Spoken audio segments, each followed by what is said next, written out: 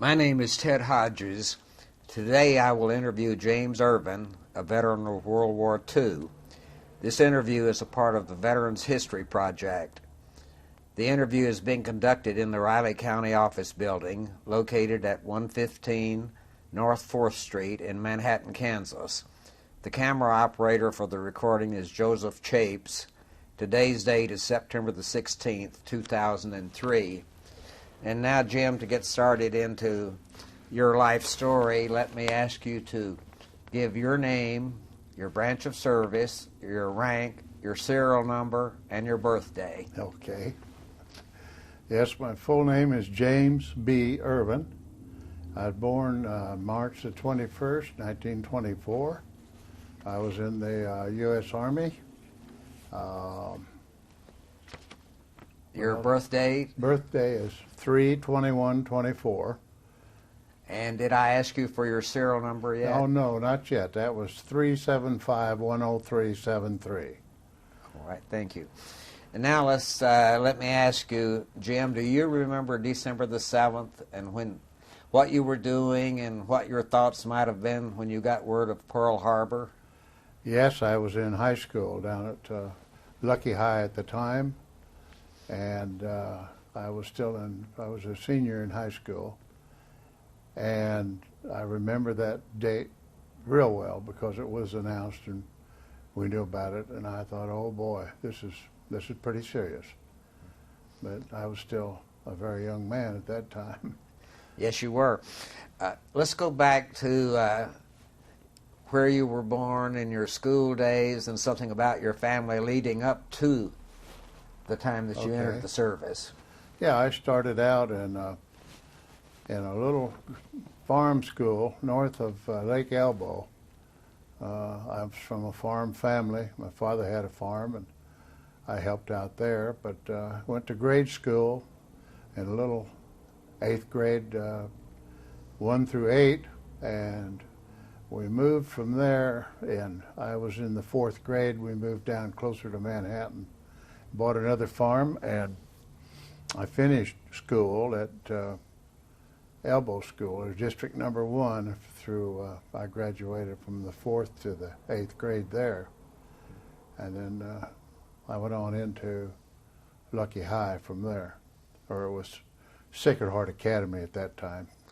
And you finished Lucky High in what year? 1942.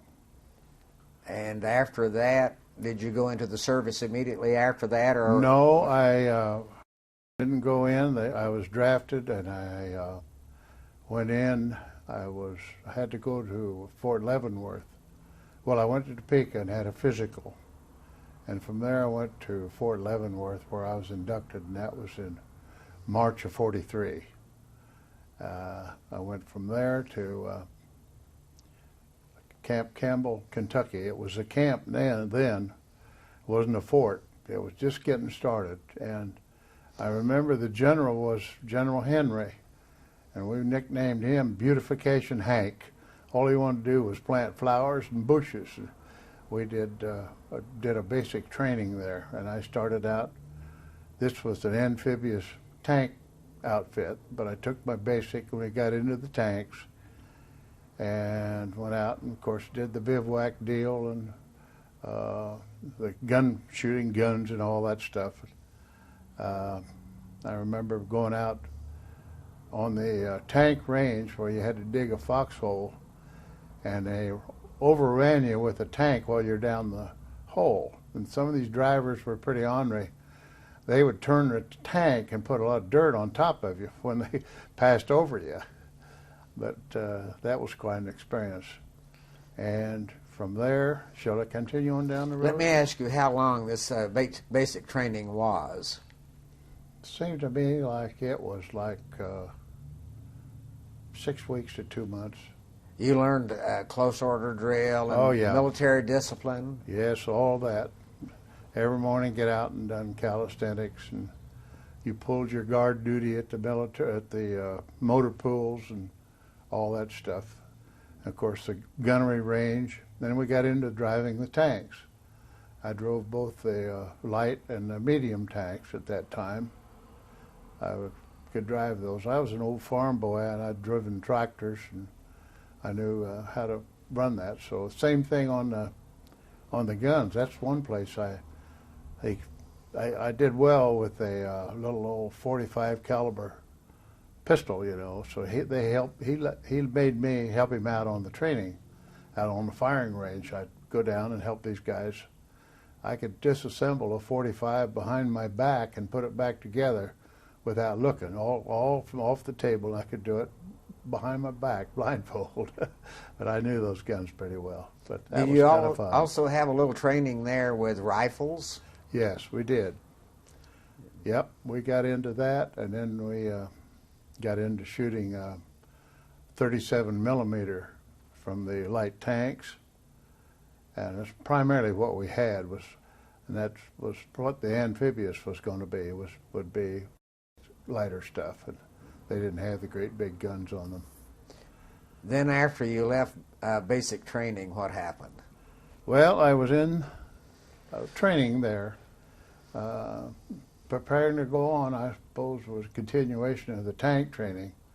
But when I was drafted, I asked to get in the Air Corps. I wanted to be a pilot. Well, I remember we had Captain Anderson was the company commander there at Campbell, Kentucky, and I made a request for a transfer to the Air Corps. So they did. They granted me the necessary paperwork, and I had to get 3 letters of recommendation. So I went back to, I was Monsignor Lucky at the time down at school. He gave me, I still have the letter, I found it a while ago. And then I had Evan Griffith at the bank. He knew my folks, and he gave me a good one. And Bill Farrell was in business downtown, and I knew him. He gave me a very nice one. So I got my transfer to the Air Force, okay. And I remember Captain Anderson called me in, and he says, "Private Irvine," he says, "I have a transfer notice for you." And he says, "Looks to me like you're leaving." He says, "I hope you like to soldier better in the Air Force than you did in the tanks." But I was a little leery of those tanks. I don't know. I had a premonition about tanks, that very light armor on those things, and I could just see, and I'd heard stories of projectiles penetrating that hull and going around and around inside that tank. It was dangerous, and I didn't like those tanks very well. In fact, I bellied one up on a stump one time down there. It was went over it, and it raised the tracks off the ground, a real abrupt stop, and I had my head sticking out the driver deal, and I messed up some teeth up there. A little bit, not too bad. But no, I wanted out. So from there, they sent me down to Miami Beach, Florida, where they did a coordination and a depth perception tests and all this stuff. And you had to come up with a decent score or you were returned. But I was serious. I wanted to be a pilot, so I worked at it real hard. I ended up with qualifications to be either a pilot, a navigator, or a bombardier. I was qualified because I'd tried so hard, and I'd made the grade there. So not having been to college at all, they sent me to Furman University in South Carolina. So I went to college there, taking some, well, I suppose, pretty basic courses. But there again, I was serious about it. I wanted to fly. So, in fact, I ended up, they gave me a little small lieutenant car. I would march the troops to classes, to the different classrooms. But that came along pretty soon. That was in about May of '44 by the time I got up there. And they said everybody returned to the original branch of service. And they called it the washouts of '44. And I remember we had a parade downtown. We were carrying old mops and everything else on our shoulder. We marched down the main street. And I really kind of liked it there. It was a nice town, and the people were nice. And of course, during the war, everybody was nice to you if you were a soldier. But from there, I went to Anniston, Alabama. Instead of going back to tanks, I went to an ordnance outfit, and that was down in, Anniston, Alabama. It was really a base shop ordnance plant, but When I was in high school, I worked quite a bit for my Uncle Bob. He had a skelly station down on P. And when I was in high school, I used to help there weekends, and I did some mechanical work on cars for him, brake lines and U-joints and or brake linings and greasing and all that stuff. So I told him about that when I was in ordnance. So I got a job in a base shop there, and a little of everything. Used to take care of forklift trucks and all that stuff. And I finally ended up in the office as a clerk, and that was a little better duty. It wasn't so greasy and dirty, hot. But I stayed in there till we went from there to New Jersey. It was New York.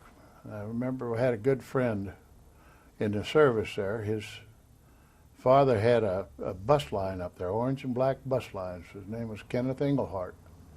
So I'd never seen the bright lights, but they come and picked us up in a limo. This guy was apparently pretty wealthy. Picked us up in a limo and took us to his house, and they had some, excuse me, some girls there, and fixed really a fine dinner, and at his house. And then he got us off out of the service to go do that. There was probably 6 of us got to go. But from there we got on a ship that headed for England. So I was on the USS Cristobal, which was actually the Army had, or service or Army, I guess, had requisitioned this boat. It was, they call it a banana boat. It wasn't a very large boat. But we started across, and we didn't have any escort, so we were doing the zigzag course deal. And the seas got real rough. They were terrible. And there was for about 2 or 3 days, I can't remember exactly, that they couldn't actually cook meals and have you sit down and eat, because we used to go to the mess hall and sit there, and you couldn't keep a tray on the table because the ship was listing so much. So they fed us oranges and some bread and that kind of stuff was all. I still remember going down that stairway to the mess hall. People had got sick and vomited, and it smelled, and it was slimy and slick. It wasn't very pleasant. So after the sea was still rough, but we could get out on deck. And I remember that guy was Lieutenant Harris was a company commander, and we were out on the side there, and some of the guys were sick and heaving over the sides. And he hollered at me and said, "What's the matter with you, panty waist? Can't you take it?" And it wasn't very long. He upchucked. And I said, "What's happening here?" or something to that effect. And I got in a little bit of trouble over that. He called me a smart one or something. But that didn't go over very big. Anyway, we got into England, and I lived in we camped out, not actually camped. We got to go in a stable. It had a little fireplace in one end, and they give you an old canvas tick. And they had some straw there, and you made your own mattress. And it was actually a 2x4 frame, I think, or their equivalent. And you had a bunk, but it's just colder than heck. I mean, I covered up with everything I had. They had those old heavy Army overcoats. I used that, and I think we were issued 2 blankets, and I was still cold. It was terrible. And the food, we had to eat out of our mess kits, and they had those big old 35-gallon drums or what they. One was rinse it off, and then hot soapy water, and then another rinse. Or God, I remember I'd take dirt and scour mine out to get it shiny and cleaned up, because it didn't look very, very sanitary to me. But there we were, that's where I was in the base shop. Got into working on that, and I didn't mind that. I got doing some work at night, and got a hold of some ham one time, and we had a stove over there, and I remember cooking up the chow wasn't always that good, but that, I don't know how I got a hold of that ham, but it was good. But oh gosh, we stayed there for quite a long while, but this was about the time just prior to the Battle of and the infantry was short over in Germany. So by this time I'd go up to a sergeant or a T4, whatever, 3 stripes with a T on it. And I didn't have to go, but they were taking privates and PFCs and T5s. But that was all my buddies. A lot of those guys, and me and this Cloyce Dudgeon, he was the same rank I was, we volunteered to go to the infantry. Young and foolish, not like these guys, they're not. Anyway, we were point guards. We were point scouts. That'd have been a dangerous job. But anyway, we were on a 3-day pass in London, getting ready to go up. I can't remember the exact dates, of course, but I know the war ended in Europe. So I came back to this infantry outfit, but they took me back out of that and put me in ordnance back where I was. So I returned. I didn't have to go up front. So we fooled around there and went from London then, went across the English Channel over to France. I don't remember what kind of a ship that was. It wasn't a great big one, but we went over there and we went across France. We rode across France on a train, and some boxcars were involved. And some of the guys, we stopped one night and camped out somewhere in the middle of France. But one of these cars had barrels of wine on it. And those ornery rascals, somebody figured out how to get into there, and they had those old canteen cups. They were getting that wine out of those barrels. So they did. Anyway, we go, I don't know whether they got in trouble or not. I can't remember. It wasn't very good thing to do. But we got across France and left and got into the Mediterranean Sea on another ship and down through the Suez Canal. And we were just going through the Suez Canal, and the war entered in the Asiatic theater. And I thought, hot dog, we're going home now. But he blew the whistle, the old captain blew the whistle on that ship a couple of times, and that was it. And gosh, the guys, we kept right on going, and finally we found out, no, we're not going back to the States. We're headed for the Philippines. So we stayed in the Philippines. We went over, well, that's when I went across the equator, too, while I was on that ship. And we went over to the Philippines, and we lived in a tent city. I mean, it was strictly tents. There wasn't any buildings. We were about 8 miles out of Manila. And it was kind of hot, but I was young then. I could take that heat. It didn't bother me too much. And the war was over, and they weren't too critical. That's where I worked in the office there. In fact, I borrowed one of the Army's motorcycles, and I used to ride it down to the beach. I rode it a lot of times down at the beach. We'd go swimming, hunting those cat's eyes. Yeah. But it wasn't that bad a deal. And finally, I got enough points that I could rotate and come back to the States. It took 5 months or so over there.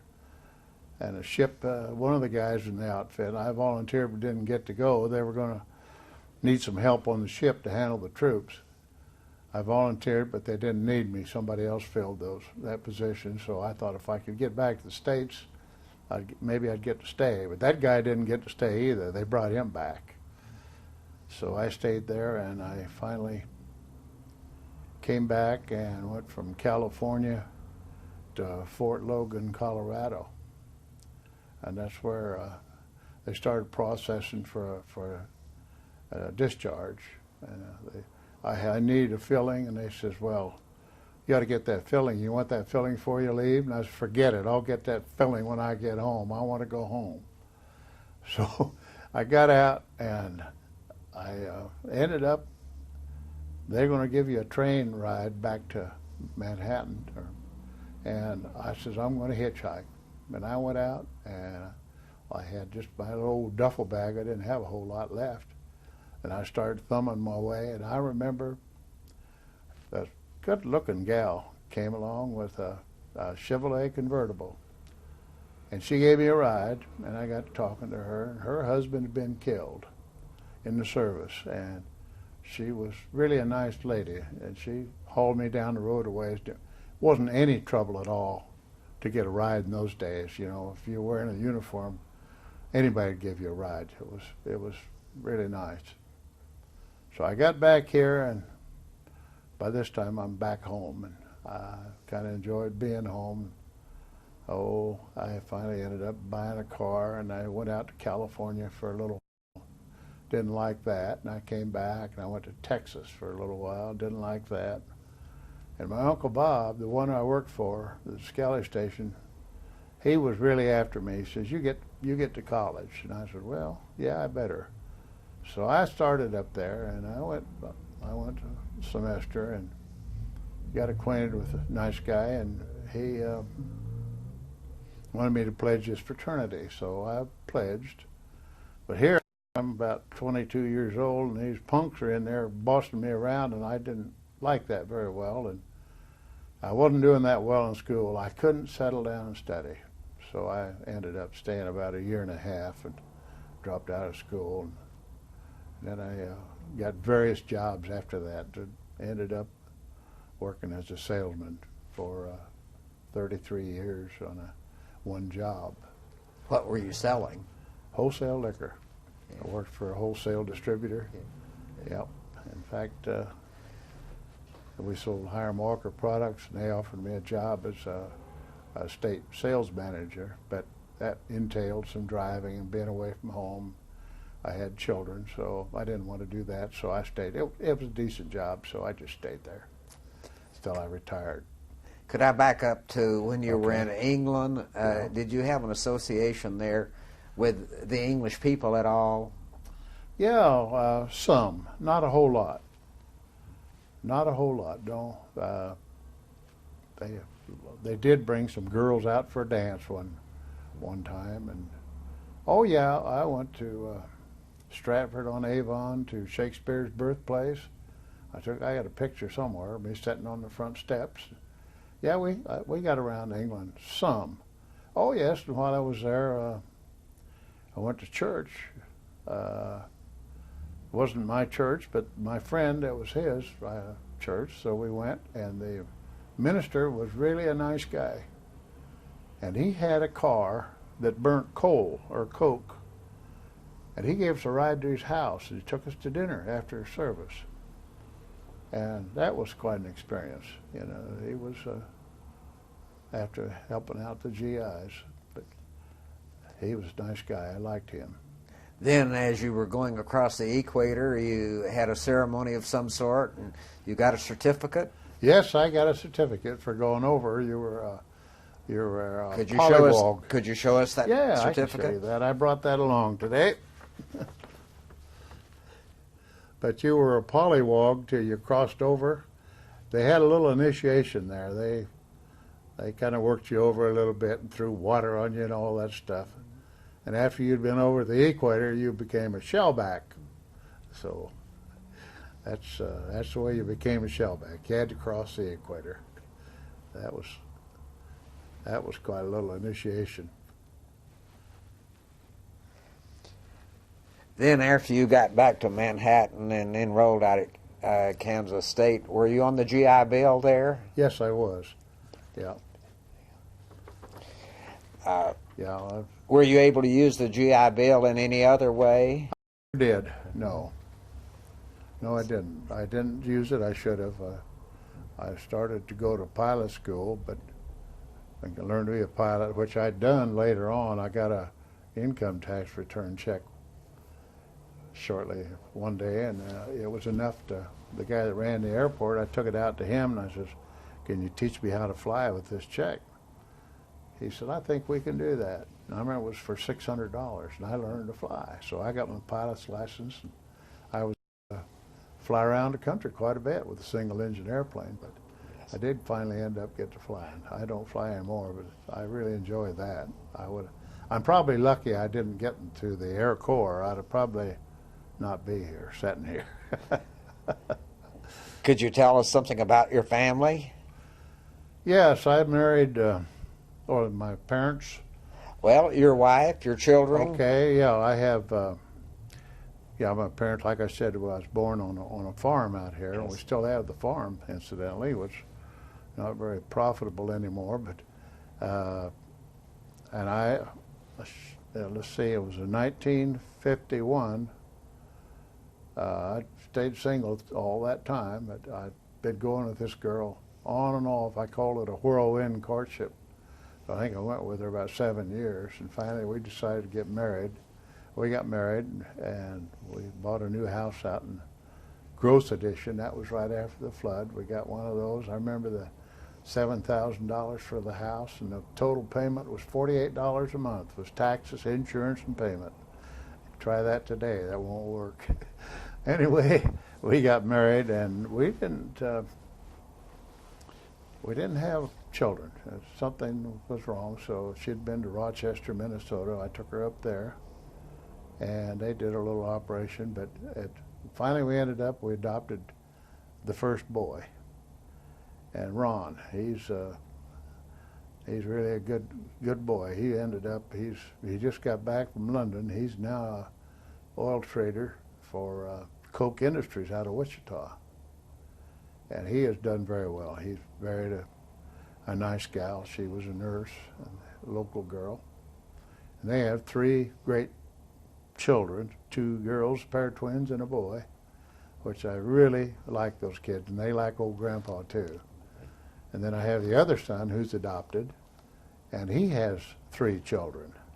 So he ends up, well, Ron, the oldest one, he went to college and graduated and all that, and he was pretty studious. But the other one didn't like school too well, so he ends up, he's doing okay. He's a maintenance man at one of these big apartment complexes. Mm-hmm. But he's a good boy too, so we enjoy those kids, the family and the kids. Is there anything else, Jim, that about your life that you would like to have as a matter of record? Oh gosh, what would it be? I didn't think, I was always healthy. I liked to hunt and fish, play golf and go. And I was in Canada on a fishing trip, and I had a darn heart attack. Well, I didn't really know what was going on. I woke up about midnight, and I was real hot, and it wasn't hot outside. It was cold. But I sat there on the edge of the bed and kind of got my senses about me again, and pretty soon things subsided, and I laid back down and went to sleep again. Next day we went down. We were kind of up on a knoll, and I went down the hill, down to the boat, and got in the boat, and we fished, and I knew when we came back in the afternoon, I had to go up that hill, that I was having a hard time getting up there, and I said, I think I know what happened to me. Well, it took me about a day and a half before I got home. So they put me in the hospital and took me down to Topeka and did a bypass surgery. I did have the heart attack, and it seemed like from then on my health went downhill a little bit, but I ended up now, that's been about 8 years ago, but I've enjoyed life pretty well. I've had got a pacemaker now, and I have on a whole handful of medication, but they got me cranking pretty good, so I feel pretty fortunate. We got some good doctors.